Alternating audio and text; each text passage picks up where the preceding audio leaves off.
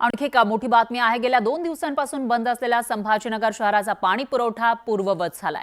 2 दिवसांपासून एका जागेवर उभे असलेले टँकर पुन्हा पाणी भरण्यासाठी गेलेले आहेत। दरम्यान 2 दिवसांपासून टँकर बंद होते, त्यामुळे शहरामध्ये टँकरची मागणी वाढलेली आहे।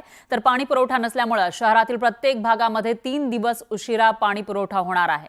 तर शहरामध्ये पाण्यासाठी ठणठणाट पाहायला मिळतोय।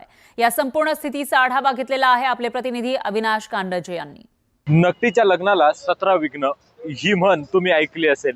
ती छत्रपती संभाजीनगरच्या पाणीपुरवठ्याला तंतोतंत खरी ठरते। छत्रपती संभाजीनगरचा पाण्याचा प्रश्न आपण जर बघितला तर राज्य पातळीवर चर्चेला जातो। बऱ्याच वेळेस आताचे तत्कालीन जे विरोधी पक्ष नेते देवेंद्र फडणवीस आणि आताचे मुख्यमंत्री यांनी देखील या ठिकाणी हंडा आंदोलन केलं होतं। आपण जर बघितलं तर ही टँकर मी दाखवण्याचा प्रयत्न करतोय, असे शेकडो टँकर या ठिकाणी उभे होते।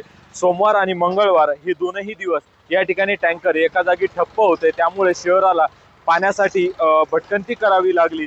तर पाण्याचा ठणठणाट या ठिकाणी आपल्याला पाहायला मिळाला होता, कारण सोमवारी जॅकवॉल जो निखळला होता, त्यामुळे शहराला पाणी पुरवठा होऊ शकला नाही आणि तो पाणी पुरवठा न झाल्यामुळे पर्यायी टँकर व्यवस्था असेल किंवा पाणी पुरवठा असेल बंद करण्यात आला होता।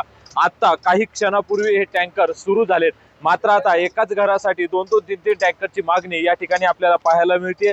नॉन नेटवर्क झोन म्हणजे ज्या ठिकाणी महानगरपालिकेची पाईपलाईन पोहोचली नाही त्याला नॉन नेटवर्किंग झोन म्हणतात आणि त्या झोनमध्ये टँकरने पाणी पुरवठा केला जातो। आपण जर बघितलं तर 2 दिवस बंद असल्यामुळे या टँकरवर साहजिकच आता लोड आपल्याला पाहायला मिळतोय। काही क्षणापूर्वीच 2 दिवसानंतर हे टँकर सुरू झाले, मात्र शहरात जो पाणी पुरवठा आहे तो 3 दिवसाच्या नंतर चालू होणार आहे, त्यामुळे कुठेतरी नागरिकांना पाण्यासाठी भटकंती करावी लागते। अविनाश कानडजे, न्यूज 18 लोकमत, छत्रपती संभाजीनगर।